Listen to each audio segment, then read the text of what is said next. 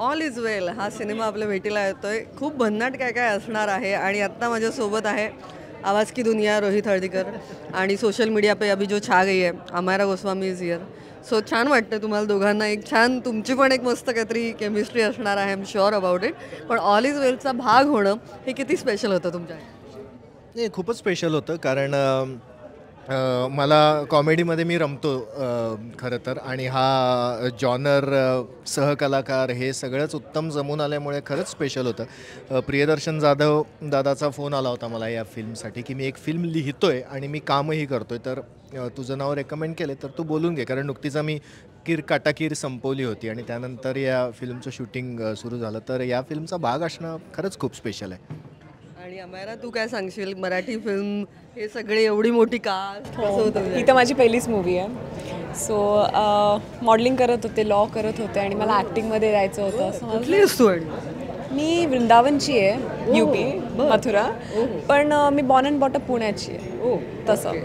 So मग मला काही हे नव्हतं की कसं जायचं ॲक्टिंगमध्ये, काय करायचं. सो मला कोणीतरी सांगितलं की तू थिएटरपासून चालू कर. सो मी थिएटरच्या ह्याच्यात गेले की कसं असतं बाबा ऑडिशन द्यायची असते का काय असतं. तर मग नंतर ह्या मूवीची ऑडिशन चालू होती तर मी दिली. मग नेक्स्ट डे सिलेक्ट झाले आणि आय स्टार्ट वर्किंग. तेव्हा मला एवढं माहिती नव्हतं की कास्ट कोण आहे, कोण काम करणारे वगैरे वगैरे. सो जेव्हा मी सेटवर गेले मग मला कळालं की अरे हे लोक आहेत आणि आय वॉज लाईक अरे मी यांना बघितलं आहे, मी थिएटरमध्ये बघितलं आहे, मी TV मध्ये बघितलं आहे. सो मला असं खूप नर्वसनेस होता तेव्हा की कसं होणार काम, काय होणार, मी किती देऊ शकणार आहे माझं. पण हे लोक खूप चांगली होती, खूप कम्फर्टिंग होती, खूप धमाल केली सेटवर, खूप मज्जा आली. म्हणजे नक्कीच खूप काहीतरी मजा असणार आहे. पण जेव्हा सयाजी शिंदे, प्रियदर्शन जाधव, रोहित हळदीकर हे सगळे जेव्हा असतात ते कॉमेडीचं ते पंचेस जोरदार म्हणजे हे सगळे जोरातच आहेत त्या बाबतीत. मग तेव्हा हसणं कंट्रोल किती केलंस काय? मला आत्ता पण नाही होत. मला सिरियसली नाही होत आत्ता पण. प्रमोशनच्या आधी, प्रमोशनच्या नंतर खूप टेक झाले का मग? टेक्सचं हे नाही आहे, टेक्स तर झालेच आहेत बिकॉज कोणालाच कंट्रोल नाही होत. आणि आत्ता पण सगळं जेव्हा चालू असतं, आम्ही जेव्हा कुठे पण प्रमोशनला जातो, काही पण बोलायचं असेल इंटरव्ह्यूमध्ये, हे लोक फुल फनी त्यांचं मोड चालू असतं आणि आय कांट कंट्रोल दॅट. त्या सगळ्यांना म्हणजे दर्शनला तर तू ओळखून आहेस? हो पूर्णपणे आतून बाहेरून. सो मग ते पुन्हा एकत्र हे सगळं आणि अभिनयाला मग काय नाही म्हणजे छळलं की काय? नाही आम्ही छळलं नाही खरं तर. म्हणजे आम्ही जर काही टेकमध्ये उत्स्फूर्तपणे बोललो, काही ॲडिशन घेतली तर अभिनयाला हसू अजिबात कंट्रोल होत नाही. तर तो हसायचा टेकमध्ये. तर त्यामुळे ते रिटेक झाले. पण ती एक जस्ट मजा. आणि काय या दोघांना मी आधीपासून ओळखत असल्यामुळे, म्हणजे आम्ही तिघंही एकमेकांना या आधीपासून ओळखत असल्यामुळे, काम जरी पहिल्यांदा करत असलो तरी ओळख चांगली असल्यामुळे ते काही एक्स्ट्रा एफर्ट्स कुठे टाकावे लागले नाहीत की आता केमिस्ट्री कशी बिल्टअप होणार किंवा अरे काहीतरी करूया वगैरे असं काही नाही. तर ते त्यामध्ये छान निघून गेलं सगळं. आणि तुझी भूमिका काय असणार आहे? काय ते राजेंद्र कुमारच्या आवाजात, काय राजकुमारच्या आवाजात धर्मेंद्रचा डायलॉग काय? तो टीजरमध्ये आहे काहीतरी. आम्हाला माहिती आहे तू खूप छान आवाज काढतोस, पण याच्यात काय असणार? काय नाही म्हणजे तो जेव्हा अँथनी हा एक गोव्याहून आलेला मुलगा आहे, मुंबईमध्ये फिल्म इंडस्ट्रीमध्ये काहीतरी करायला, नट व्हायला आलेला तो मुलगा आहे.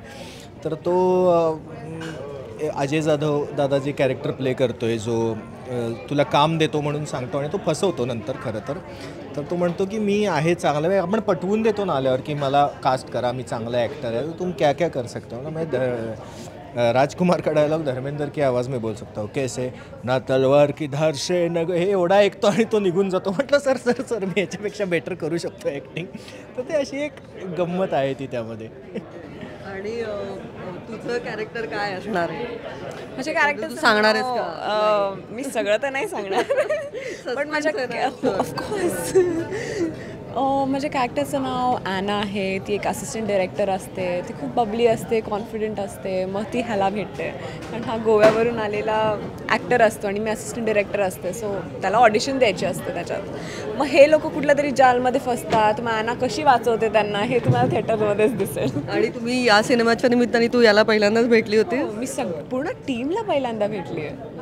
सो कशी झाली मग नंतर सेटवर कशी मजा आली काय? म्हणजे तुम्ही कधी आता तर इतकं आय थिंक फर्स्ट डेलाच हो सगळ्यांबरोबरच फर्स्ट डेलाच आईस ब्रेक झाला and then now you are very good friends. असं ते हे नसतं, खूप कम्फर्ट आहे, काही पण कोणी पण काही पण बोलतं. आणि तू कधी हिला भेटलं ते पहिल्याच दिवशी फिल्मच्या सेटवरच पहिल्या दिवशीच आमचं पुण्यात एका बंगल्यात शूटिंग सुरू होतं, तेव्हाच मला योगेश जाधवने इंट्रोड्यूस करून दिलं होतं यांना. तर पहिल्याच दिवशी भेट झाली आमची. ओके. आणि अर्थात आता ऑल इज वेल मोमेंट जी प्रत्येकाच्या आयुष्यात येते. आत्ताही आपण पावसात जे काय सगळे आलो आहे तडफडत आणि पहिल्यांदा पोचलो, मग इथे आल्यावरही काही अडचणी होत्या. तर अशी काही ऑल इज वेल जेव्हा स्वतःला म्हणावं लागतं, अशा मोमेंट असतातच आपल्या आयुष्यात. अशी कुठली आत्ता शेअर करायची वाटते? नक्की आय एम शुअर काहीतरी भन्नाट किस्सा असणार आहे तुमच्याकडे. आठवा हां, कोणाला पहिलं आठवत आहे? तर नाही आहे, बट जेव्हा मी माझे लॉ करायचे, BLLB पण करायची. काय काय केलंयस? मी लॉ केलं आहे, मी BLLB केलं आहे. सो 4th इयरमध्ये मी मॉडेलिंग आणि ॲक्टिंग चालू केलेली आणि तेव्हाच मी हा मूवी साईन केलेला. So the all is well moment for me was exams पण हँडल करायचं, शूट पण हँडल करायचं, डायलॉग्स पण हे करायचं ते करायचं. आणि मग मी साऊथला पण काम करते, साऊथमध्ये पण फिरायचं. So that was an all is well moment की प्लीज मला पास तरी करा ॲटलिस्ट. गॉड. झालीस का पास? हो झाले, मी पास झाले, मला डिग्री मिळाली आहे. त्या हिच्यापासून जपून राहावं लागेल. तसं तुझ्या आयुष्यात काय? अरे माझ्या तर खूपच आहेत. म्हणजे मुंबईत जायचं ठरवल्यापासून मी कोल्हापूर ऑल इज वेलच म्हणतच आलोय आत्तापर्यंत. आणि ते वर्क पण होतं खरं तर. तुम्ही जर पॉझिटिव्ह राहिलात आणि ते जे आहे ना की यार अपना दिल जो है उसको बेवकूफ बना के रखो. हो, तर ते जे आहे ते हां ते व्यवस्थित आहे. ते मी योग्य वेळेला 3 इडियट्स आला माझ्या आयुष्यात. तर आमिर खान होऊन हाँ, तर क्या है, हमारे यहाँ एक गुरखा था, वो रात को बोलता था ऑल इज वेल क्योंकि वो सब सुकून से सो जाते थे. लेकिन बाद में हमको पता चला कि उसको कोई दिखता ही नहीं यार. जो हमारा दिल है ये थोड़ा बेवकूफ़ है, इसको बेवकूफ़ बना के रखो. उसको बोलो चाचू सब ठीक है, कुछ नहीं होगा, ऑल इज वेल. यासाठी मी हा इंटरव्ह्यू केलेला. पण खरंच रोहित कमाल.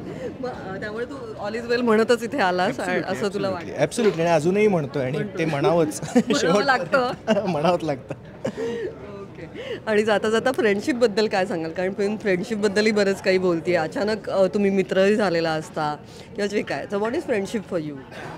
ते मी म्हणेन काहीतरी एक वेवलेन्स जुळणे आणि एक वाईब मॅच होणे. जसं आनंद फिल्ममध्ये राजेश खन्ना सरांच्या तोंडी डायलॉग आहे की उसके हमारी बॉडी एक ट्रांसमीटर है और सामने से एक करंट आता है, आपको बस वाइब पकडणी और मॅच करणे. तसंच आहे ते. एक वाईब्स जुळल्या की मग तुम्ही फ्रेंडशिप अशा लेवललाही नेऊ शकता की म्हणजे काहीही झालं, कुठल्याही वेळेला काही झालं की तरी तुमच्याकडे असे काही मित्र असतात ज्यांना तुम्ही कुठल्याही वेळेला फोन करू शकता न लाजता किंवा न आता कसं करू अशी हे करता. तर अशा फ्रेंडशिप्स ठरवून होत नाहीत किंवा आता मी याच्याशी मैत्री करतो असं म्हणून ते होत नाही. त्या फ्रेंडशिप हां, म्हणजे त्या होतात, त्या वाईब्स मॅच होणे आणि एकमेकांचे कॉमन इंटरेस्ट एकमेकांबरोबर जुळले की मला वाटते ती मैत्री टिकते आणि लाईफ लाँग टिकते आणि ती टिकावी. कारण मित्र हे खूप महत्त्वाचे असतात. हा जे बोलला तेच. आणि खूप इम्पॉर्टंट असते फ्रेंडशिप ॲक्च्युली लाईफमध्ये. बिकॉज आपल्या लाईफमध्ये काही चालू असतं, हे प्रॉब्लेम. सो कोणतरी असं लागतं की आपण त्याच्याबरोबर शेअर करू. 3 वाजता जर मी रडतीये तर आय वॉन्ट माय फ्रेंड की you know she is there to comfort me. So it is very important. I feel like everybody should have one friend जे त्यांच्याबरोबर त्यांच्या दुःखात त्यांच्या सुखात सगळ्यात साथ दे. सगळ्यांनी छान सांगितलेलं आहे. त्यामुळे ऑल इज वेल असंच म्हणेन मी. आणि all the very best also. आणि खूप शुभेच्छा. थँक्यू.